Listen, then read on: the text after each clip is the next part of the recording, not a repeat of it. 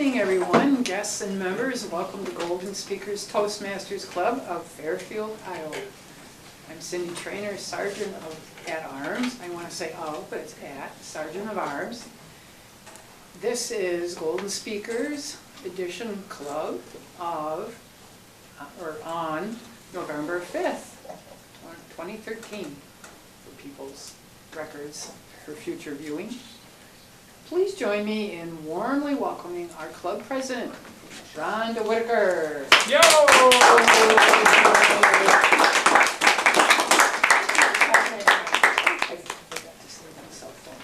Okay. I would like to ask everyone to turn off their technical devices so we don't have any interruptions during our speech. Please turn off your cell phone. My name is Rhonda Whitaker. Ta-da! I have self-confidence. I've improved. You don't know what it was like a year ago. Good evening, ladies and gentlemen, fellow Toastmasters and viewers at home. We hope to see you soon. This is going to be a great night tonight. We have 3 speakers. The purpose of a Toastmasters Club is to give a mutually supportive, positive learning environment in which each and every individual has the opportunity to learn oral communication skills and leadership skills, which in turn foster self-confidence, and personal improvement. Yo! That means no more hands in the pockets, no more like this. Like this. Yes. Okay, good. I'd like to turn our meeting over. Oh, there's one very important thing. I need to remind our timer to time each of the role players tonight and the evaluators. We're tightening up our belt so we can run a lean, mean time machine here and be done on time, maybe 5 minutes early for those people who like to go to bed early at night. Yay! So, well, with that, I turn our meeting over to our Toastmaster of the evening, Mr. Rick Staff. Please come forward.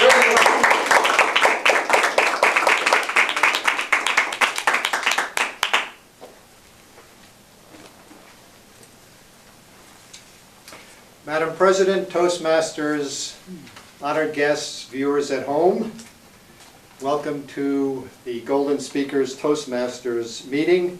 The meeting theme for tonight is reading. And the quote is, "Books are mirrors. You only see in them what you already have inside you." And the quote is by Carlos Ruiz Zafón, who I've never heard of before this. We'd like to welcome our guests, all our honored guests. If you'd like to stand up and introduce yourselves. Hello everybody, my name is Mark. I am not an alcoholic. Cheap laugh there. I've been here a couple times and hope to come more often on a regular schedule. So it's nice to be here. Yeah. Thank you. I am Ray Ward. I've been here one time, other time before, and no, he's not an alcoholic, but he is a comedian. We've worked together at the Sky Factory, and we both do presentations on the road. So we're looking forward to getting better at that. Yay! All right. And my name is Carol Negro, and this is my second time coming. Great. I'm a musician. And, Welcome back, Carol. One of the reasons I'm here is I do a radio show every Friday morning on Crew for classical music. And I just want to be able to speak a little bit more confidently. And Beautiful. nice. Welcome.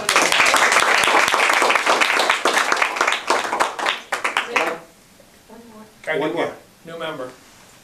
Oh, my name's Mahesh. I'm here. I joined this evening, and if I'm lucky, I'll get up and say something. Oh, you will.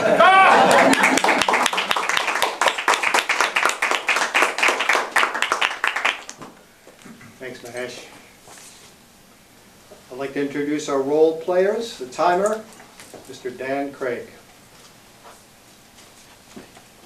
My role is to time all of the presentations. Table topics, which we begin with, are 1 to 2 minute speeches. The green light is turned on at 1 minute, yellow light at 1 minute 30 seconds. The red light at 2 minutes remains on to until the end of the Prepared speeches are usually 5 to 7 minutes. That would be the green light at 5, the yellow at 6, the red at 7. If it's longer, then it's the same kind of pattern. For evaluations, the time is 3 minutes. The green light's turned on at 2 minutes. The yellow light, 2 minutes 30 seconds. The red light, 3 minutes, remains on into the end of the evaluation. In general, after a red light goes on, there is a 30-second grace period, and then you'll hear applause, which invites you to sit down. Don't let this happen to you. And I will give a report at the end of the meeting.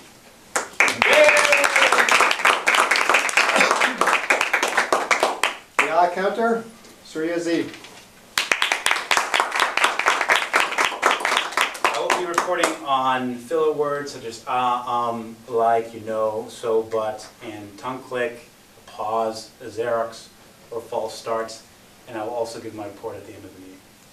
Yay!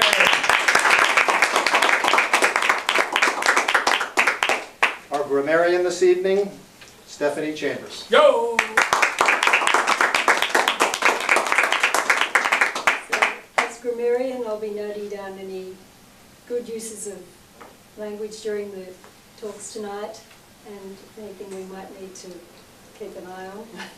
And also I'll be tracking the use of the word of the day, and today's word, challenge, is the word chagrin.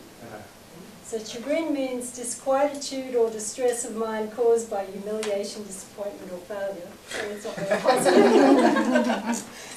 So an example is the fact that he'd been unable to attend the funeral was a source of chagrin to Ted. So try and slip it in wherever you can, and I'll be reporting on it at the end of the meeting. Thank you. Thank you.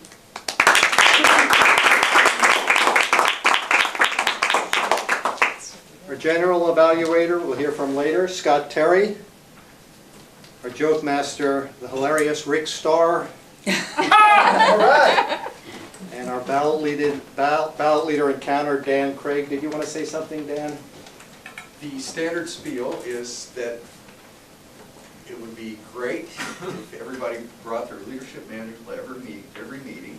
If you have a role, remember to find yourself an evaluator, have them fill out the written evaluation in your manual so that you'll get credit and earn your competent leader over time. Thanks.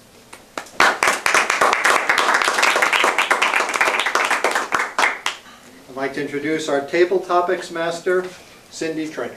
Yo!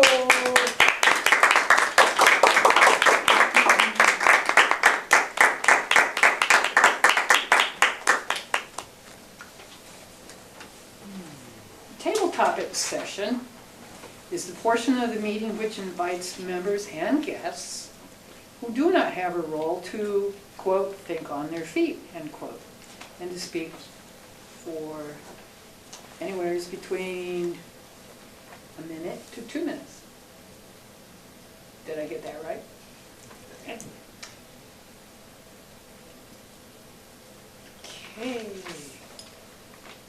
That's that. Let's all watch our time tonight. Our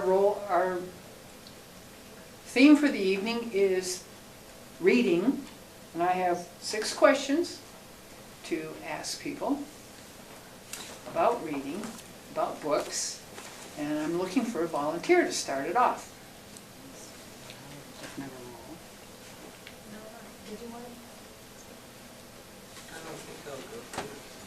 Okay, Slobodan. Slobodan.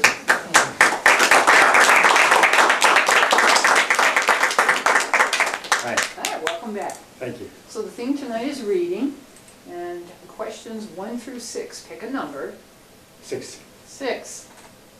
What kind of reading relaxes you? Thank you. Yep.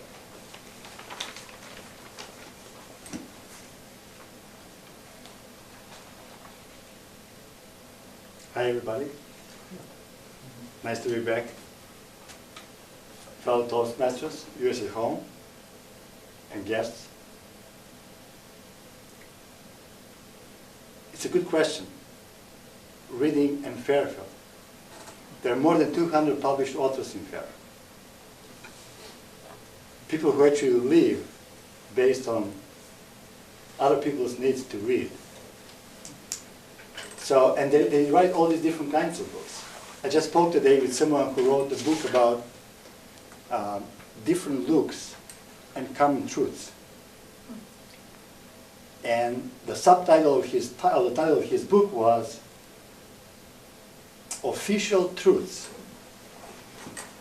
Are for the, I guess, safeguarding of the officials." So official truths are supposed to help someone stay safe, usually the officials.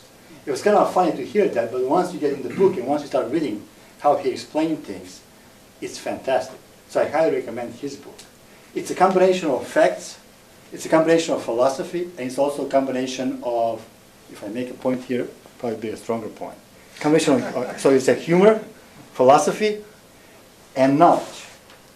And he puts all these things in perspective and discusses anything that we know that has been around here for hundreds of years and makes it look very different, but also very logical. So things that engage my mind, things that kind of make me think about more than just the superficial reality are the ones that I really enjoy. And once if I enjoy something, it also makes me relax. So things that are engaging my mind and give me a deeper perspective on life are the ones that relax me, and I like reading them. Thank you.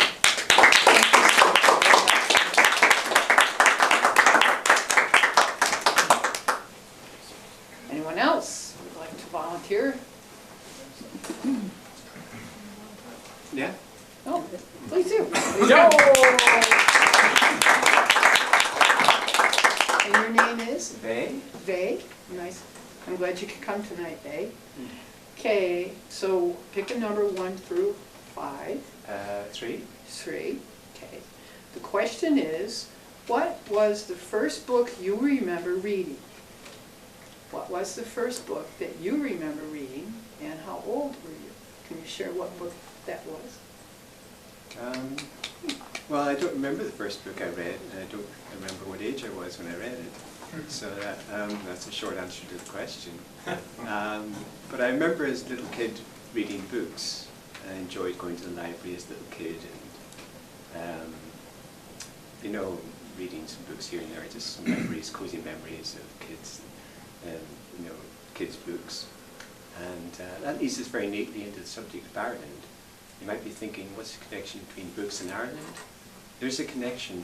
I can't quite think of it at the moment, but when I find out, I'll let you know. So, growing up in Ireland, my dad would say to me, don't get lost in Celtic mists, whatever you do, don't get lost in Celtic mists. And I would nod to him through my Celtic mist. And then I learned TM, and that's when my parents started worrying about me. I was doing TM every day, and they knew it was not like me to do something every day. So then later on, I went to a city land in England, a TM community in England. I was there for 18 years, which is about 16 years longer than I expected to be there. And then I went to TM communities in various countries in Europe and also in America. And what happened then? Well, sometimes I'd go to a country for a week or two, and something would happen, and I would return to the previous country a few years later to see if there was anything left of the stuff I'd left behind. And then in 2008, I decided to come to Fairfield. And that was more predictable. I knew I was coming for more than a few weeks. So then in 2009, I became a student at MUM. And during my course, I sometimes had to give a short presentation to an audience as part of the course. And once I got over the nerves, I noticed I was starting to get a kick out of it. I thought, maybe I should do this more often. So here I am.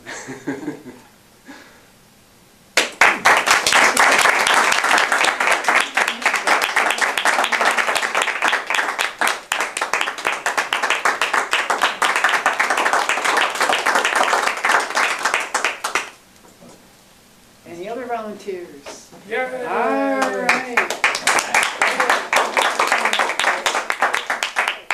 1, 2, 4, and 5. 5. 5. Has a book ever changed your opinion about other people?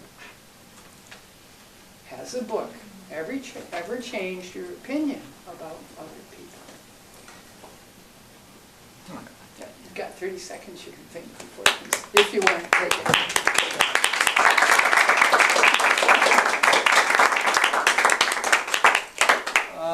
I think that books have allowed me to go into other worlds, like I guess maybe everybody feels that way, that takes you to other worlds, much like movies. I think that when I've read books early in my life, I began to see people in a different way, so maybe they changed it early on, but I think at this point in my life, they don't change my view of people so much. Because I think I have a pretty solid idea of what I think about people in general. And it's very favorable. I think that human beings are quite extraordinary. So I'd say yes, it has changed my view, but that would be early on when I was very young. I've been reading books since, well, I like the question that was previous about, you know, what was the first book, because I do remember my first book. I don't remember how old I was. And it was a fantasy, and actually now I don't read anything but nonfiction. I don't read novels or anything like that.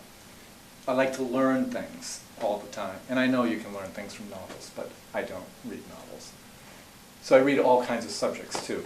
But my general overall feeling about people, it doesn't really change. I think I have a pretty good idea of what everybody is, you know, fantastic, just extraordinary. So, and that's about it. I'm not sure, I forget how much time I'm supposed to speak. So. You're good. Good. Green. If you give me 3 minutes.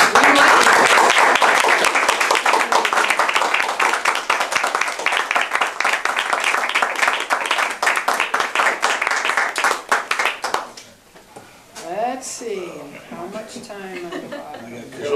We still got time. I've still got time. Oh, All right, we got someone come on. on up, All Mark. right.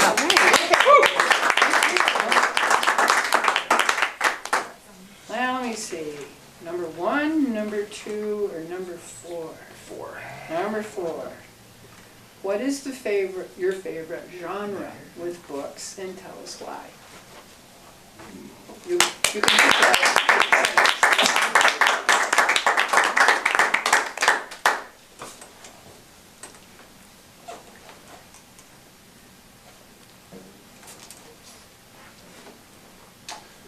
Hello, everybody. My favorite genre, I would say, I like the real stuff. Biographies, things that happen, history, fond of. One thing I'll tell you, if you went to my house and you saw my books, first thing that you would notice, they're collecting dust. I do need to read more. Reading is so enriching and enhancing. I definitely need to read more. I just like the biography, the real things. I think I'm very fond of that, the learning.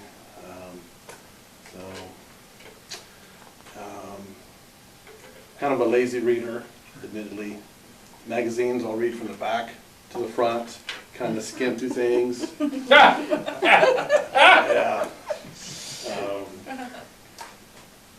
I read a lot of directions. I think, to me, the thing about reading is we all read. Whether you read people, you read the back of an aspirin bottle, we're in some way, capacity, we're reading. We're taking things in for our own benefit, our own acknowledgement.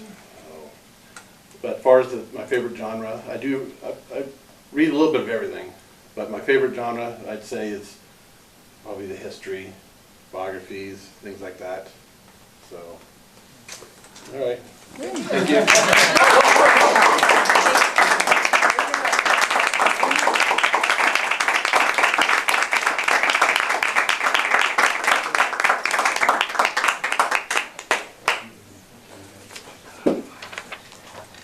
5 more minutes. Yes, Brenda.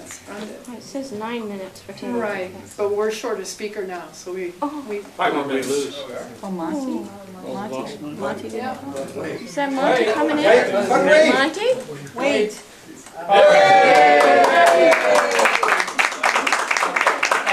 You're done. So we're Dramatic All right. entrance. All Yes, right. yes. Saved by the bell. So Dan, could you share with us, you don't have to give us the time, just tell us who, read the names of who qualified, please. All of our speakers qualified. There was Slobodan, Vey, is that correct? Vey, yes. Ray and Mark. Slobodan, Vey, Ray, and Mark. Okay, welcome back.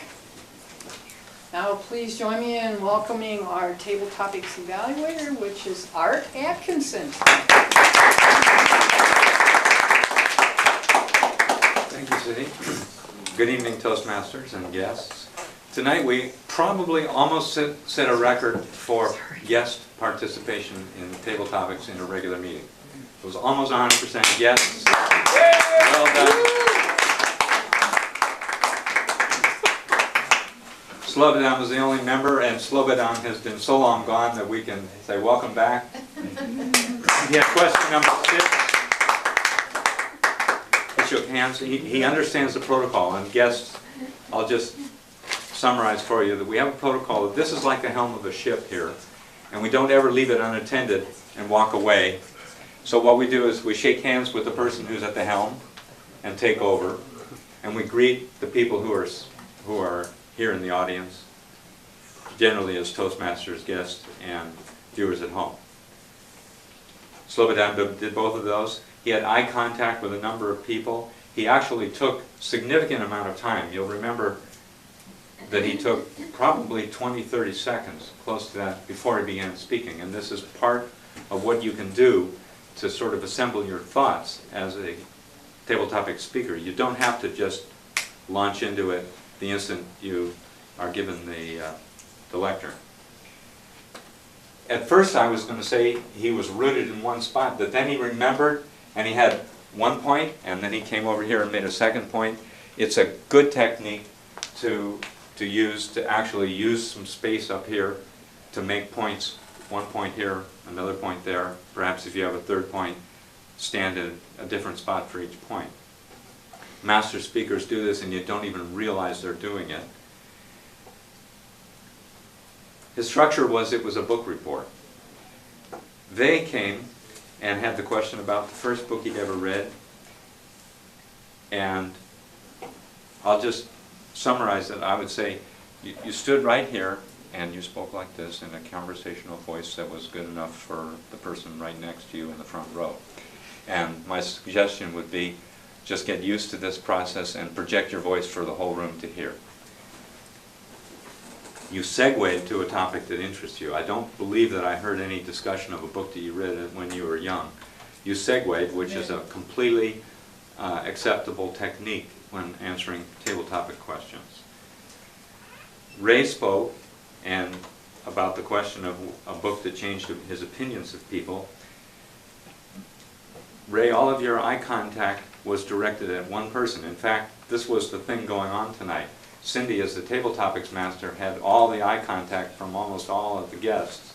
Ray spoke to her, Mark spoke to her, they spoke to the general audience without any particular eye contact. So another suggestion for each of you would be one point that you make to one person, and then a second point that you make to another person.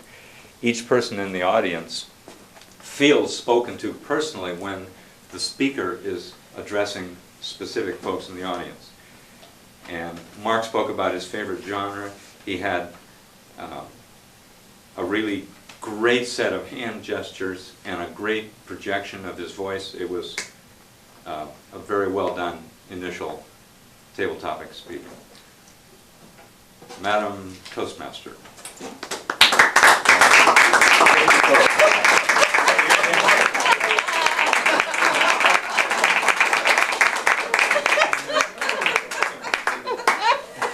I'll never forget that. Getting gender right is not one of them. And if you do, we'll remind you. Now it's time for the prepared speeches section of our program. And I'd like to introduce Will Burns, who will read the objective of Tom Trainer's speech. Go.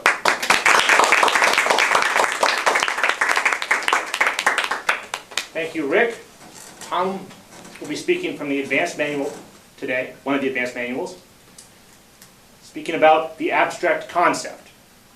The purpose of this talk is for the speaker to present a 6 to 8 minute analysis of a concept, idea, theory, historic force, or social political issue. The talk should be clear and interesting to the audience. Also, the speaker's purpose is to clearly explain the meaning of the subject to the audience and use definitions, examples, anecdotes, illustrations, quotes from experts, and visual aids to explain concepts. Tom Trainer is a 17-year member of Toastmasters. He is a double distinguished Toastmaster and is currently working on his 3rd DTM. He has served his clubs in every officer role, including being the Area 92 and Division E governors. Tom has started and or mentored 3 new Toastmasters clubs, including 1 operating in the Fort Madison Maximum Security Prison and our newest club in Cambridge, here in Fairfield. Tonight, Tom is doing advanced project number 5, the abstract concept, from the Advanced Communicator Manual, Speaking to Inform. He is asked for 7 to 9 minutes, and the title of his speech is Awesome Articulations About Awakening. The material tonight Tom will be presenting has come from his own awakening in 2001. He will also be drawing on his experiences leading and hosting a satsang for newcomers in the awakening experience that met weekly from 2003 to 2013. Please help me in warmly welcoming Tom Trainer.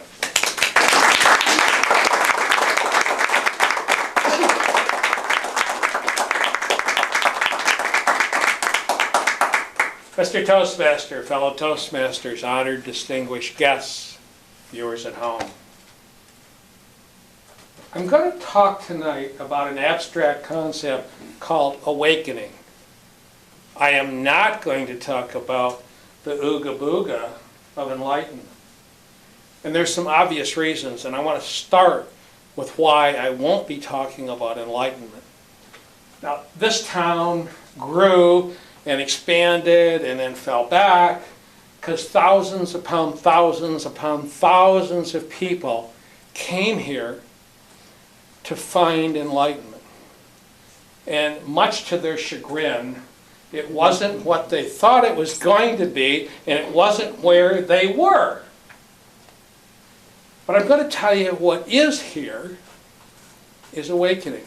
The reason I don't like to talk about enlightenment, because in our society, Western society, most of us born and raised in America, except maybe Slobodan and a few others, the word enlightenment is embedded in us as a subsidiary of the word light. And the light is either on, like we see here, or it's off. Or it's on, or it's off. You can put them back on, Will. I have Will being down in the back, playing on a roll, playing on and off. And you can see that if that's your mind thought, and you were brought up from the age of 18 months or so when you really could rationally think, the word light has that connotation, it's either on or off. And the last 20 years we've had dimmers and some people use them, but primarily everywhere you go, it's either on or off. And we don't have to do that again because Will was so good at it. I'm going to talk a little bit about awakening. An awakening is something that happens when all of a sudden you realize you know who you are. That you're beyond space-time, that you are knowledge, and that life isn't what you thought it was. I'm going to give you some very specific ideas that will help you understand about it, because it's a really obtuse, abstract concept. It's not something you chase, it's something you realize. It's knowledge about yourself. And this, I'm going to give you 12 markers. Now, these markers do not have to be checked off like a checklist. It's like somebody said to me, do I have to do all 10 speeches in order in my Toastmaster book? And the answer is no. You can skip around, do one or two, but it's suggested you do them kind of in order.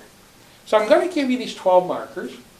I'm going to tell you quite a bit about them. We're even going to ask for a little audience participation. But I want to throw one major point right now. For primarily people who came to this town looking for that enlightenment, what they were searching for was the all one. It's two words, all one. And interestingly enough, a lot of them found all one. But there was one problem.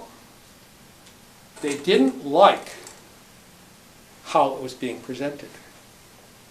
They didn't like how it felt. They didn't like the primary characteristic of all one.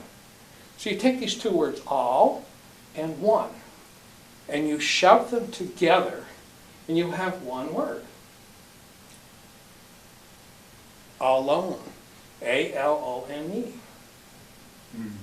The primary characteristic of all one is it has always been alone. It is the singularity of all singularities. And it will always be alone forever. Now that'll get you thinking a little bit. And people hit the alone, and they are, I'm out of here, I'm done with Fairfield, I'm leaving, I'm going to run as far away as I can go, because boy, there's the last thing in the world I don't want is to be alone. But ultimately, you figure it out. If you are the singularity, you have always been all one, and you have always been alone. And you can't get away from that. And that is one of the major points that I have to reinforce with people, because they don't want to be alone. They don't want the alone, because it's pretty scary. But then everybody else is alone too, so what's the problem, right? I'm going to read you some of these 12 steps. Now, it's not a 12-step program. Maybe not. I used to call the Wednesday night meeting a 12-step program for seekers, because they had to give up something. What were they giving up? Seeking. Now, what was beautiful, I didn't know the quote was going to be in here. It was on the agenda, but I didn't see it earlier. That the comment about if you can see it in a book, it's already inside of you. So when I read some of these, if you resonate, and it's not, you don't see it in yourself, you don't feel it in yourself, but you recognize it in others, the only way you can recognize it in someone else is because it's also in you. Just like that quote. It has to be in you, otherwise you wouldn't know it. You wouldn't recognize it. It wouldn't occur to you. So here we go. Now, you can laugh if you feel like it, and you may even resonate with a few of these. One, again, you don't have to do all 12. You may have to skip around. Maybe only 2 or 3 of them are going to resonate. If 2 or 3 resonate or only 1 resonate, you are awake enough to know that you're awake. So number 1, an increased tendency to let things happen rather than make them happen. Is that, I see head over there. You see, if at least we got 1 head, 2 heads. How many more heads we got? How many bobbleheads we got? Sold to that bobblehead over there. We got half a dozen. Okay. This is the one I suffer from all the time. Frequent attacks of joy, unexplained smiling, and random bursts of laughter. You've heard that before, right? You've heard that? I laugh. I've been fired from a job because I laughed in front of my boss in a restaurant. He fired me because I embarrassed him. Number 3, feelings of being closely connected with others and nature. Nature for a lot, yes. Yes, see? frequent, overwhelming, almost dizzying episodes of, my favorite word, appreciation. You find you're appreciating the person in front of you that you really want to smack because there's something happening. You're appreciating, not only are you appreciating them, you're appreciating all of it. 5, a tendency to think and act spontaneously rather than from fears based on past experience. Got any takers? Yes, yes, couple. Okay, good. 6, an unmistakable ability to enjoy each moment. Moment to moment, it's enjoyable. Get up until the guy says, stick them up. But other than that, that's fine. A loss of ability to worry. How about that one, guys? You can't worry. You can work at it, but you can't really worry. 8, a loss of desire for conflict. That hits a few bells. 9, a loss of interest in taking things personally. Well, if you don't have a person, it's kind of hard to take it personal. 10, a loss of appetite for drama and judgment. We got a few takers there? I think I got a couple over there. Oh yeah, we got a few of those.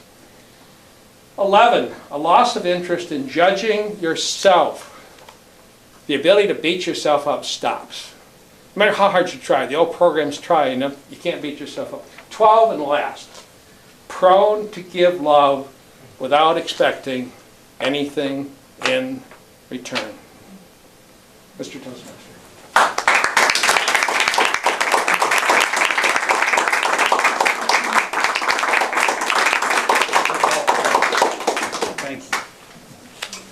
Thank you.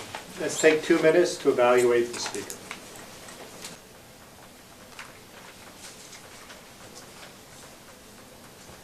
I'd like to introduce Alex Sakea, who will read the objectives for Monty Congdon's first speech, his icebreaker. Yay!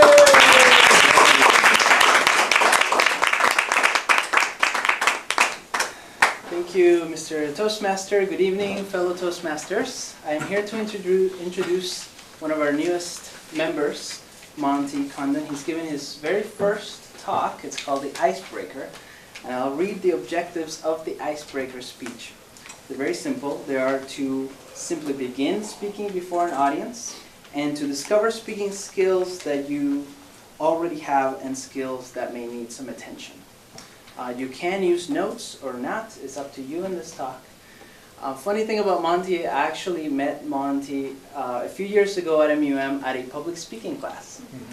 So now we're coming full circle. The title of his talk today is Finding Home. So please give a warm welcome to Monty Congdon.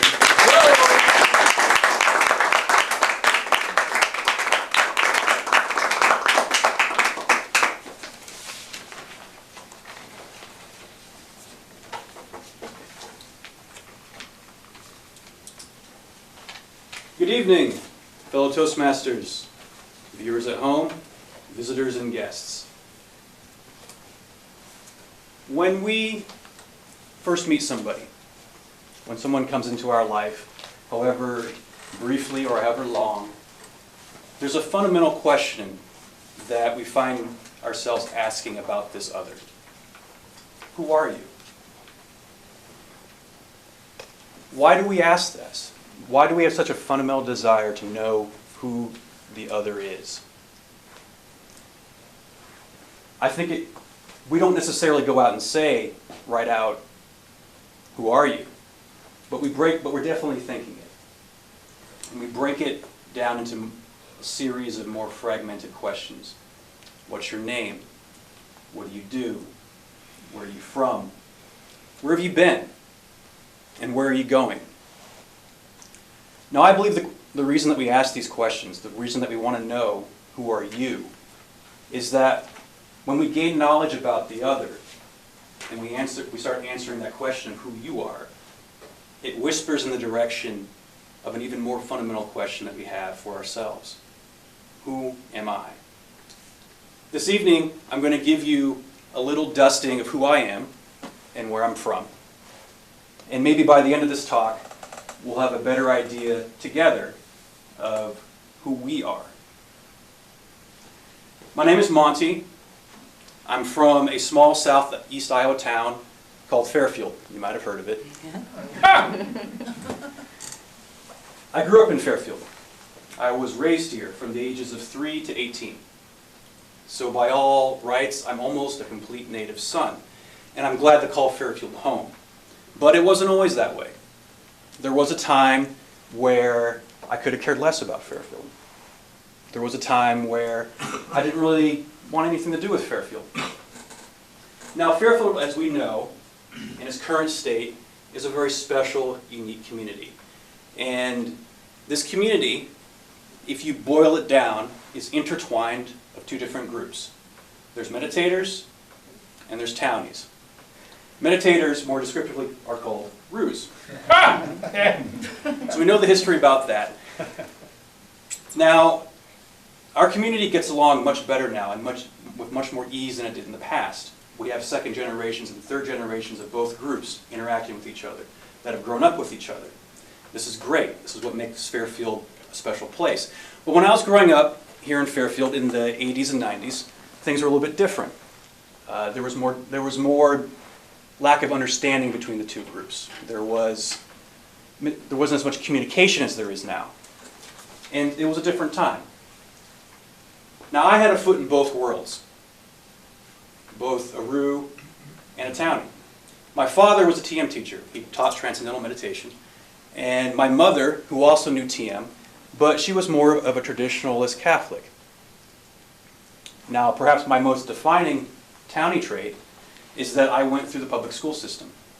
And I found out, going through public school, especially by the time I was in middle school, is that in order to be singled out or to avoid being picked on, you had to conceal, I had to conceal my half-thru roots, so to speak.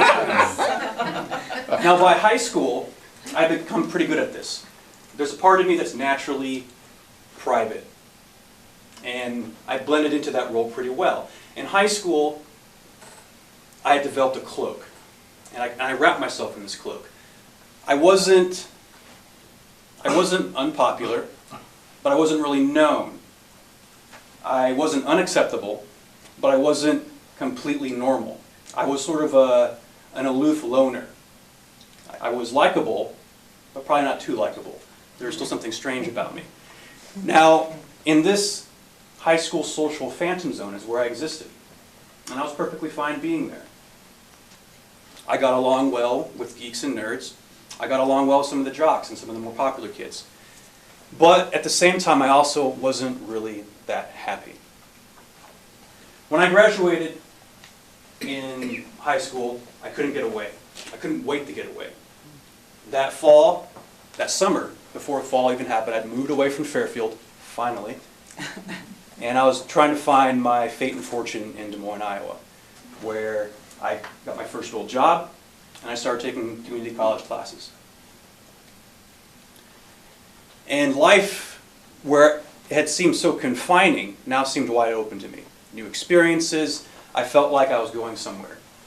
A couple years later, I enlisted into the Army. I joined the Army Reserves. I went through 6 months of training, and then found myself back in Des Moines, armed with the GI Bill. I wanted to go to college. I enrolled at the University of Northern Iowa, and started the fall semester there. But not 3 weeks later, 9/11 happened. And as with probably hundreds of thousands, if not millions of people's lives, this event ripped me away from the path that I had so well planned for myself, had laid out for myself. I spent the next 2 years serving active Army, doing Homeland Security missions here in the States. After this time, I found myself back home, back in Fairfield. Now, my experience of my deployment was there were some lows, there were some highs, and then there were some further lows. It was a mixed bag. And I came back wanting to get my life back on course. And I knew I couldn't do it in Fairfield. So I went as soon as I could, and I rolled into the University of Iowa, and I moved to Iowa City. Fast forward a couple of years in Iowa City. I'm still not that happy. I still haven't found what I'm looking for. college, I'm becoming dissatisfied with college life. I don't know what I want to major in. I'm a bit frustrated where my Army career is going. It's sort of in limbo. I'm back in the reserves on that. There's a pending, possibly in the next year or two, possible deployment to the Middle East, since the Iraq war is going on, Afghanistan. All that stuff sort of hangs there with me. And I still can't figure out what I want to do. You know, my personal life is sort of treading water, even though I had, you know, a wonderful girl waiting for me in the wings. I wasn't quite ready for her at that time. And I knew as time progressed, I kept getting more and more frustrated. I was still angry. I was getting more angry. And I found myself going out a lot to the bars and drinking and looking for fights. I knew this was a problem when I started doing it during the study week. and I knew on a certain level that this had to stop.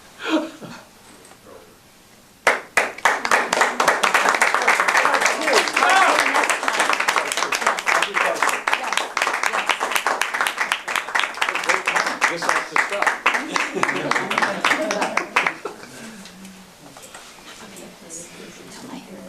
Let's take 2 minutes to evaluate the speaker. I'd like to introduce now Jean Symington Craig, who will read the objectives for Darlene Martin's speech, and Darlene is giving her 10th and final speech from the Competent Communicator Manual.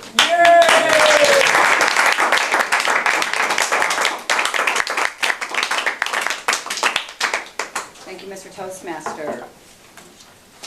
Darlene is doing, not only is she doing number 10, but it is her final speech. As Tom says, sometimes you can be moving in and around the manual, although my personal preference is that you follow pretty much along the sequentially, because by this time, number 10, I'm expecting the whole, as I said to Darlene, the full Monty.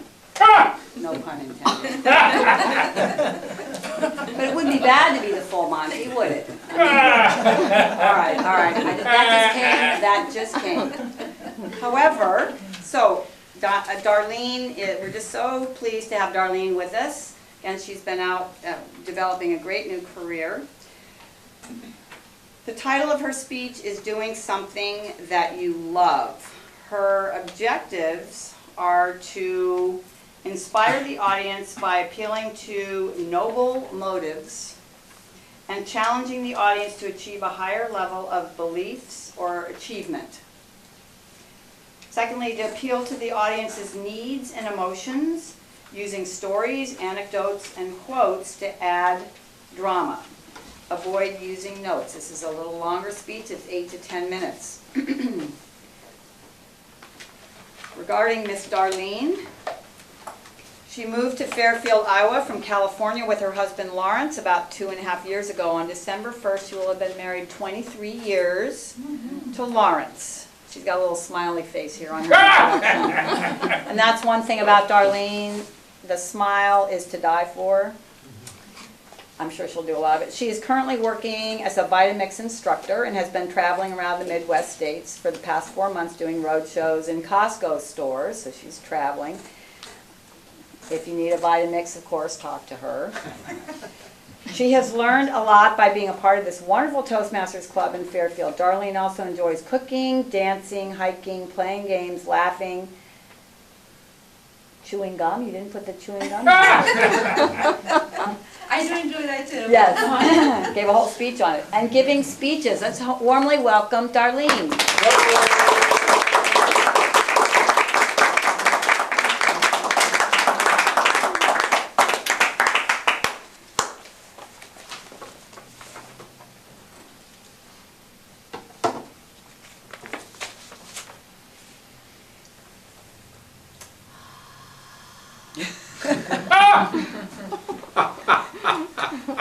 Mr. Toastmaster, fellow Toastmaster, honor and distinguished guests, and viewers at home, welcome. We're so glad to have you join us.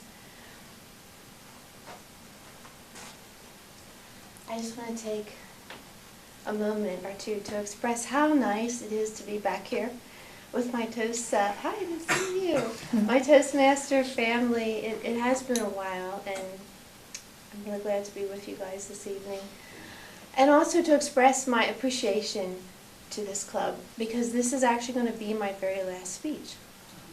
In addition to finishing the Competent Communicator, my husband and I are going to be moving in mid-December back to California. Yay! As some of you know, Fairfield has not been my most favorite place to be. I love y'all, but I am excited to go as well. And I have so much appreciated this club. I have learned so much from so many of you, giving me more confidence in my speaking abilities and to come out. And I didn't know Ed was going to be here, but I just want to give a shout out to Ed because he was my first evaluator of my very first speech, my icebreaker. And he just gave me so much confidence to just really come out and be myself and just let my big energy show up and be who I am. So I just really, that was such a great gift that you gave me, so thank you. And I also want to say thank you to Rick for giving up his slot this evening so that I could do my speech, because I had committed to complete this by the end of the year. So I had to, my year's running out, so pretty quick here, so I had to put that in. So thank you very much. I really appreciate that. Okay, now what's my speech about? Doing something that you love. Okay, I want to hear, what is something that you guys love to do? Dance. Dance. Dance, okay, we got dance. Eat. Eat? I love that too. Listen to Darlene thrill me. Listen to Darlene thrill me. Oh, thank you, Ed. Art. Sail small boats. Sail small boats. What else? Come on, don't be shy. Hike in nature. Hike in nature. Yes. What else? Dance. Dance. We got some dancers in here. Bird watching. Bird watching. Yeah, this is a great place to do that. Play music. Play music. What kind of music? Classical. Classical. Yay. What instrument? Bassoon. Bassoon. Lovely. What else? Singing. Singing. Who else? Reading. Reading. Okay, we have a lot of great examples. So how do you feel when you're doing these things? Thrilled. Thrilled. Pumped up, inspired. Pumped up, inspired. Fully alive. Fully alive. Like myself. I heard invigorated. Like myself. Like yourself. Contentment. Contentment. Yes, Ed? Frequent, overwhelming, almost dizzying episodes of appreciation. I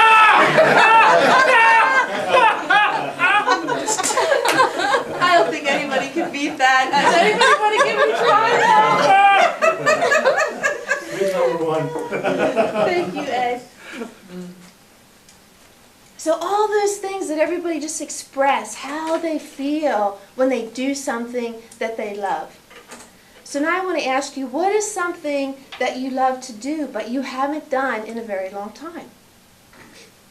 Maybe when you were in college or you were in high school, there was something that you were engaged in that you really love to do, but it's been several years that you have actually done that or experienced that. Can anybody think of something, Tom? Downhill skiing. There are no hills in Iowa. Downhill skiing, okay. I'd miss that too.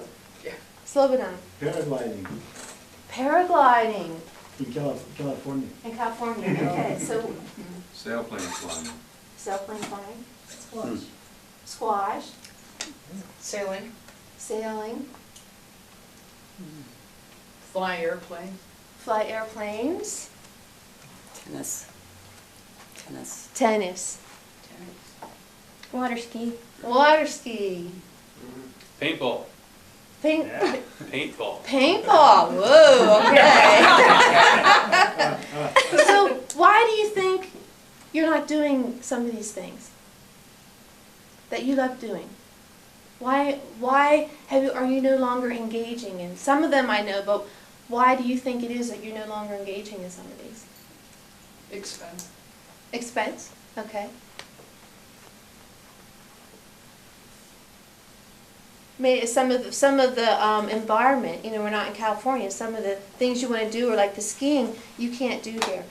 But what I want to invite you to do, the things that you can do, to take an action step. So I want to motivate and inspire you to something that you love to doing in the past, but you haven't done in a very long time.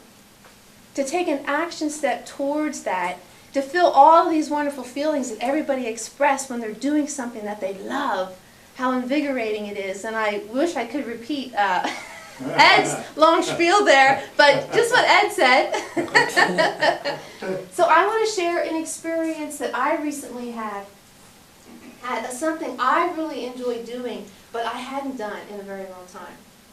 I really enjoy dancing, and I'm going to call it interpretive dancing, where I take a song that inspires me, and then I put gestures and motions to it. I choreograph the whole song based on the words, but I haven't done it for a very long time. And I used to be part of different dance teams and dance troupes of different churches that I was involved with. But as I said, it's been such a long time, and it's something that I really love to do. So recently I was given an invitation at an event to express a talent, and I thought, I'm going to do this. I'm going to do this again. So.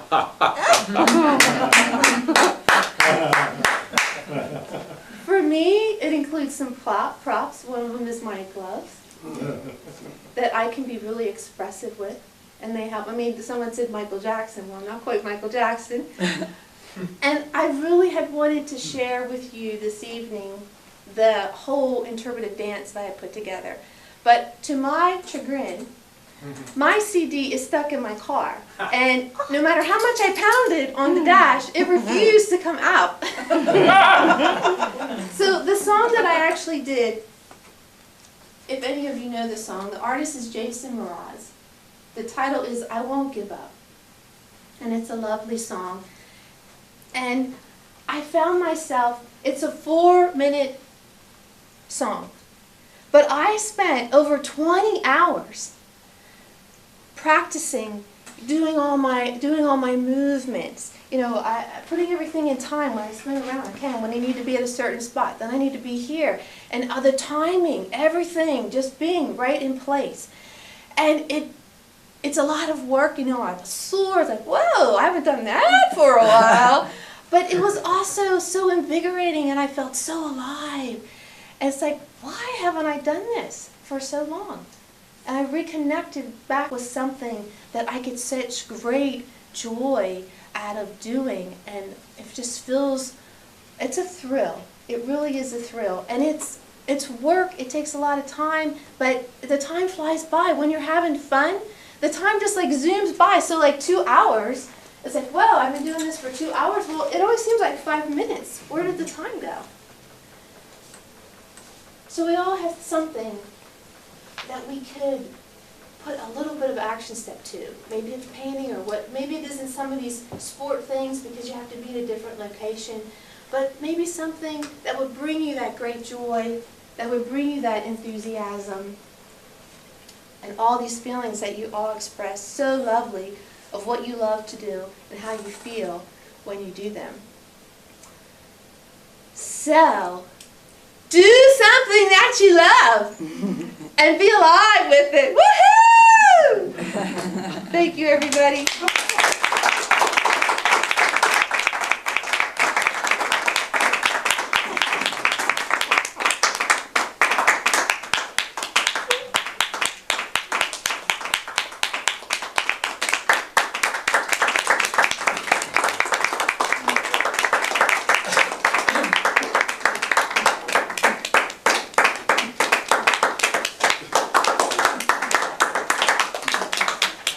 Let's take 2 minutes to evaluate the speaker. Mr. Timer, could you tell us which of our speakers qualified? Tom qualified and Darlene qualified. Tom and Darlene. Thank you. Now take 1 minute, vote for the best speaker.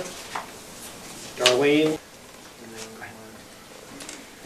It's time for the evaluation section of our program. I'd like to introduce our general evaluator, Scott Terry.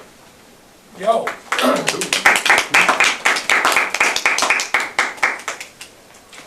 It is not to our great chagrin that we move on to our general evaluation tonight, because this too is great fun. We will start by evaluating, and then I will evaluate the evaluators. Let us begin with looking at Will. Come on up, Will, and tell us about Tom. Let's do that.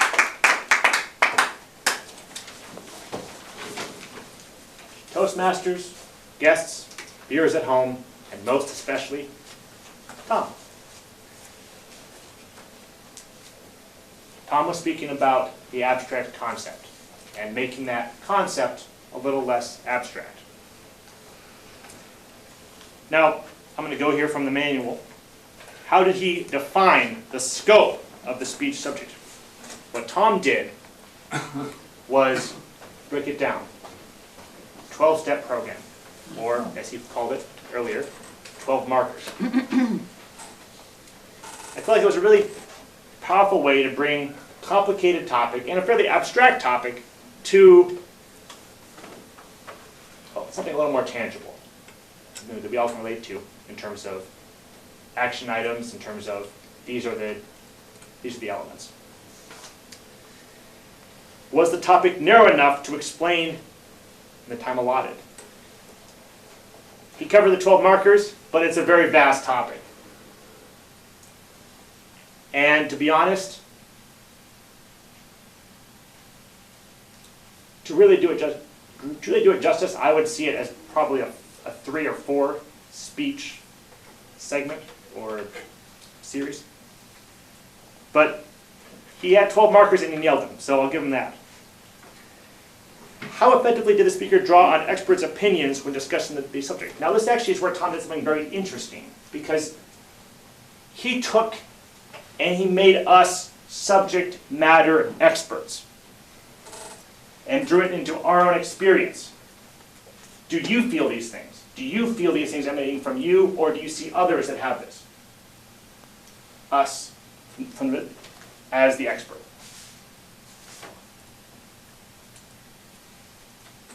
Finally, how did he make it interesting?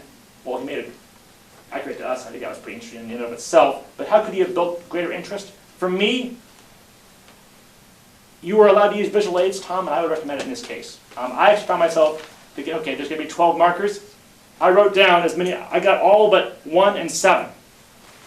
Being able to see them would have improved my ability to kind of keep up with that.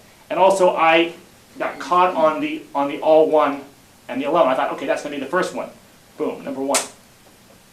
And so that's my small suggestion, but thank you for bringing us together. Thank you, Tom.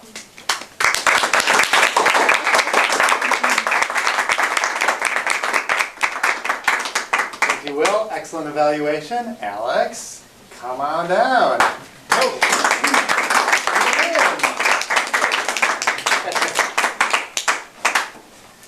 All right, thank you, Scott. Fellow Toastmasters, guests and viewers at home, and especially Monty. To our great chagrin, we didn't get to have the full Monty tonight.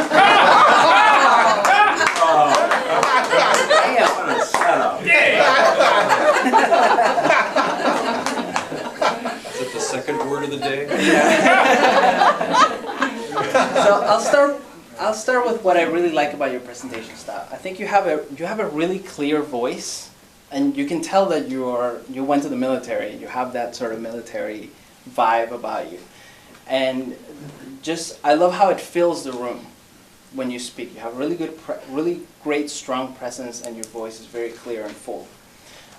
What I like about your presentation is that you weaved in stories and also personal insights about yourself. The icebreaker speech is supposed to be an introduction to speaking and also help the club kind of get to know you better, and I think you definitely accomplished that, even though we didn't get to hear the full story. In terms of recommendations, I just have a couple, and one is sort of administrative and the other is about your presentation style. The first one is you can actually request more time ahead of time. If you contact contact whoever is putting the schedule together. You can say, you know, I think I'm going to need just a few more minutes and see if that's okay with the schedule. And then the other is about your presentation. And I was laughing a little bit to myself because I did the exact same thing in my first talk, which is that you were pacing a lot. You were just kind of, it was not overly distracting, but you only stopped a couple of times. But most of the time you were just moving back and forth.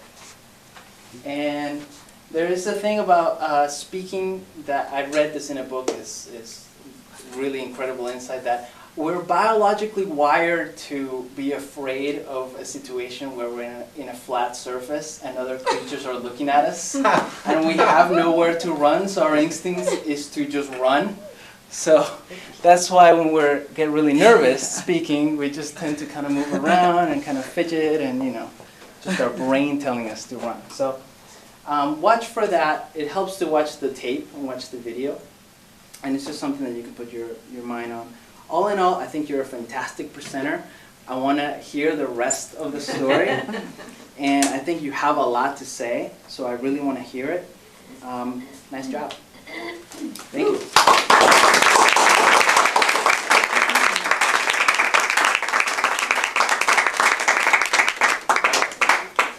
Another excellent evaluation. You guys are going to have a hard time judging this.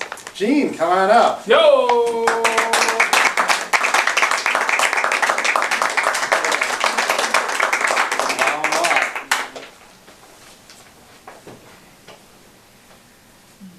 Fellow Toastmasters, guests, and viewers at home, and especially Darlene. Darlene told me right at the beginning that Plan A was off the dock because, and she told you about the CD being eaten by the car. So she gets extra credit in my mind because she had to come up at the 11th hour with a different speech, a different approach. Doesn't that happen in life? And so being a professional, and that's what we're all working to be, you roll with it and you get your best result. It's good enough and it's going to go. So I just love that about Darlene, that she just went with it and looked gorgeous at the same time, which is an extra feat. Reading the manual, the speech topic I thought was relevant to the project because she was inspiring, trying to inspire us to get in touch with what we really love. Did she address, understand, express the feelings and needs of the audiences? Well, she pulled us in and she started us actually thinking about what are the things that we love. So I was sitting there thinking, yeah, what about that, da, da, da. So that was really kind of interesting. Took a little time, but it got us going. Did the speaker effectively use stories, anecdotes, and or quotes to help convey his or her message? Great story about 4-minute song, 20 hours, time flying by. I mean, we've all had that happen when we're doing something that we love. She talked about that. I really felt attached to that story. One suggestion would be that you could throw in a quote from a famous person or expert about the value, whether it's health or spiritual or emotional, of doing what you love. Just to add extra credibility to what you're doing. Like, hey, it really is important to be doing what you love, in addition to how thrilled you feel. There's so many things I want to say about what you did well. All right, so I'm just going to hop to all the things you did well. Tremendous vocal variety.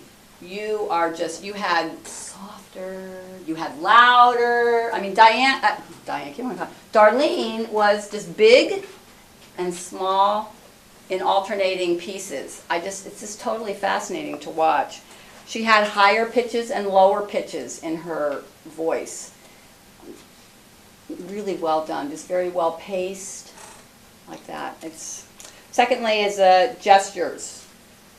Throughout the speech, you were just into your gestures, and they were big gestures. Lots of different things. The gloves helped. I was able to actually watch her hands even more. Kept going, where are those gloves going? Where are we going with the gloves? But just big and full. Your facial gestures. I could just get lost watching your face. It's so animated, so dynamic. Anyone else feel that way? Mm-hmm. It's just a delight. So that is an additional gesture machine that you have down. Yes. And then finally, the overall passion for your message. And you obviously care that we follow your advice and do what you're suggesting that we do. I just, you know, the love, there was a love for us coming out, and you started your speech like that. One other thing you could do as to improve your speech was make a backup CD. Don't have that problem in the future. Just saying. Thank you.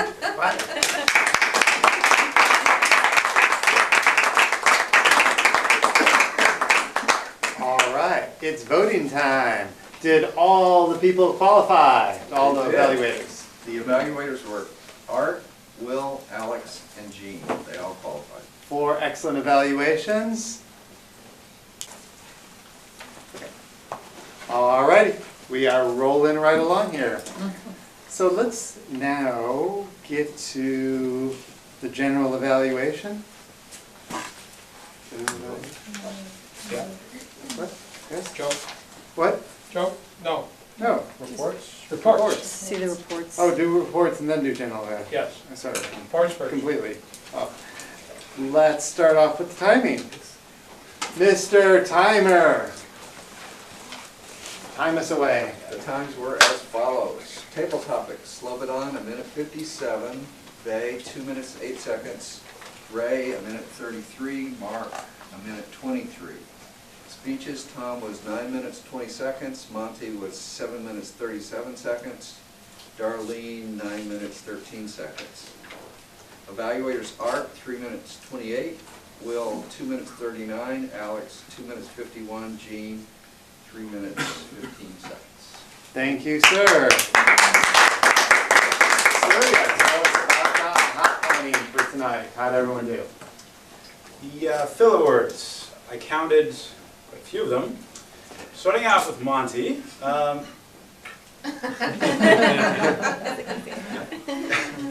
You had one you know, one but, one Xerox or a copy, and 6 false starts.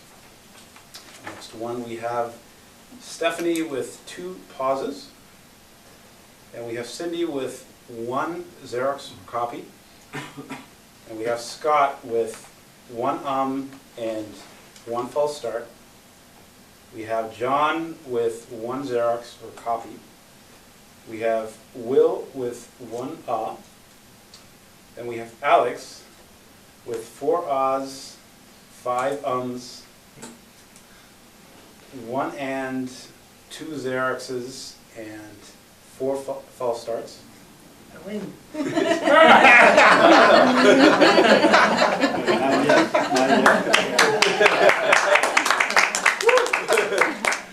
You're done. You're done. That's 1 minute. Time's up. Oh, Time's up.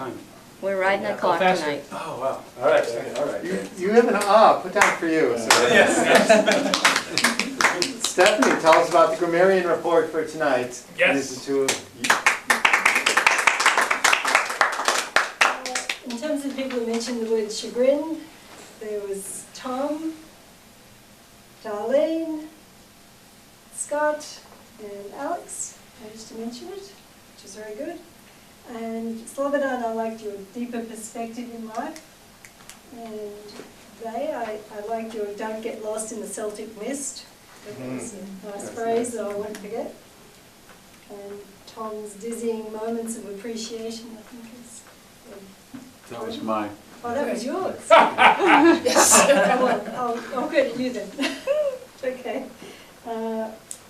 Monty, that high school phantom zone. That was interesting. And I like Darlene's conclusion of do something you love and be alive with it, which is great. And Alex, I thought it was interesting his thing about being wired to run, which is interesting. So thank you. great. All right,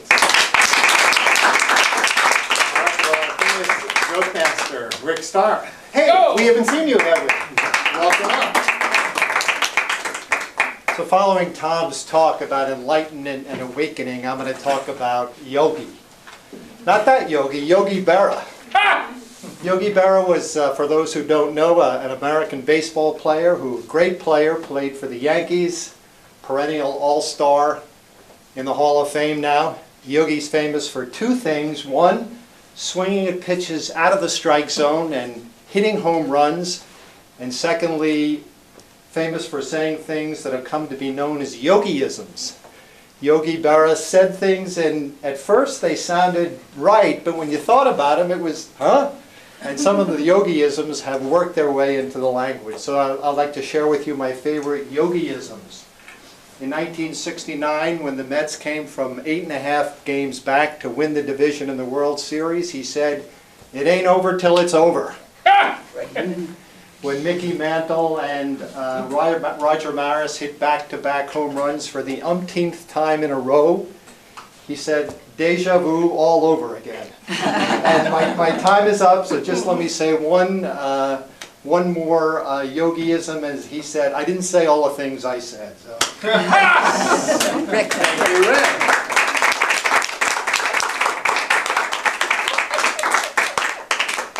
And since we are moving right along, let's go into general evaluation. Art, I loved how you started with protocol. Where are you, Art? There you are. I loved how you started with going into a general notion. And I noticed other people doing that tonight, where you start with this general concept of what does everybody really need to look at. For instance, you mentioned shaking hands, greeting the guests, greeting the camera, greeting fellow Toastmasters. One thing you could work on is looking at both positive and negative for everybody. For instance, you didn't have a negative for Slobodan and you didn't have a positive for they. But I like when you refocused back on, again, general comments. And you would use Slobodan as an example of something people should do, such as eye contact or greeting the audience. Will, one thing I liked about the three speaker evaluations tonight is they all had excellent pre-speech warm-ups. Will did a really nice one of an intro for Tom. Not just read the manual, but he set Tom up to really speak and really warmly brought Tom here. I liked how Tom found specific content to address, like the 12-step, and a great point on meaning to express. One thing that Tom needs to work on, and the only one who mentioned it tonight, both Tom, Monty, and Darlene had problems either with their pacing or with their owning the stage. And one thing you could have done as a negative or as something to look at is for Tom to actually own the stage and not be frozen in place and then sort of, no, not much, you're going to watch yourself. Somebody videotapes these things. I don't know who does it. It's magic how that happens. Alex, I like how you, again, had a warm personal message. And for Monty, for instance, seeing him full circle from MUM at public speaking and bringing it back to here. I like how you did the positive and negative without, and because it was an opening speech, it's really easy to not have to go from the book, but to simply go, here's what needs improvement and here's what worked. And you had a great presence in looking at that. Voice, presence, etc. Getting to know you. I also like how you brought it back to protocol like Art did in terms of addressing issues of time.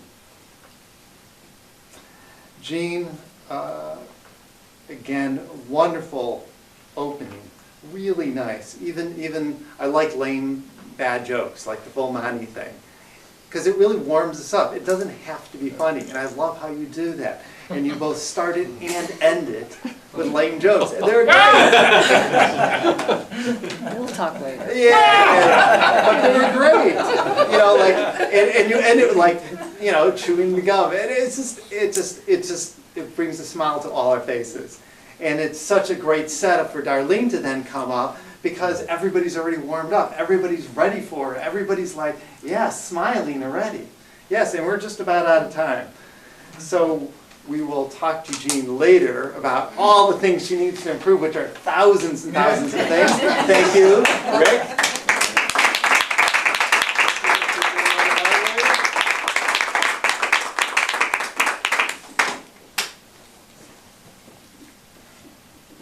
Now it's time to present the awards,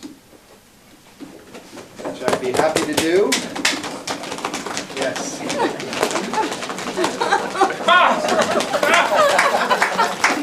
In time.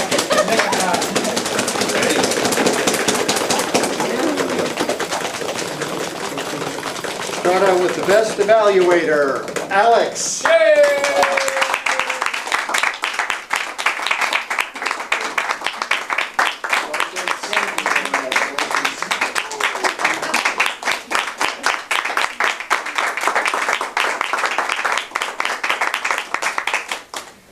Best table topics. What he looks like he's left? Ray. Yep. He's got him. He's gone. He's gone. Congratulations, Ray.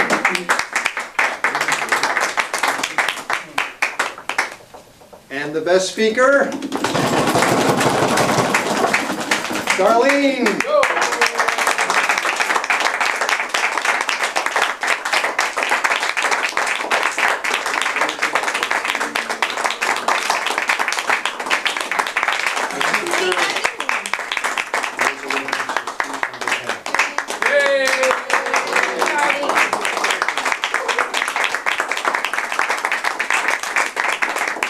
I asked Monty to come up.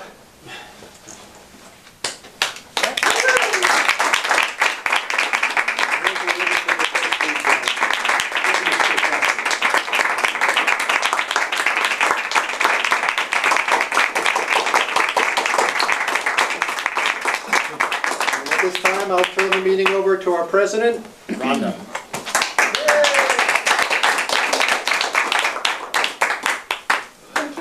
Delightfully conducted meeting as Toastmaster tonight. I appreciate your pitching in at the last minute. I would like to ask our guests if they have anything they would like to say about something they appreciated at the meeting tonight. Would you like to say something? Does it get counted against you? Whatever. I really appreciate the enthusiasm and the openness of the speakers, and they're willing to really put themselves out there and communicate. Thank you very much. Soon you can do that too.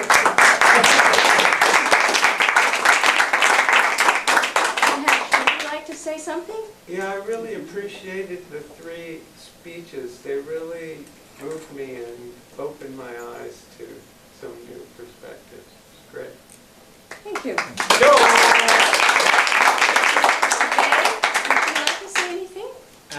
It was just very interesting hearing a few of the people, well, all of the people, a few in particular, very interesting. They were talking about themselves, so I was interested, yeah. Wonderful, thank you. Yeah. And the person that wanted to go home and go to bed early is already gone, so we can stay longer. Yeah. All right, we're going to adjourn this meeting. Stay and help pick up. Yes, I always have to remember that. Would you please stay and help put some chairs back, take the things down, and put things back in the closet, so that there aren't one or two people staying here till 10 o'clock doing all that work by themselves. With that, we adjourn this meeting until next week, same time, 7:45, here in this spot. Adjourned.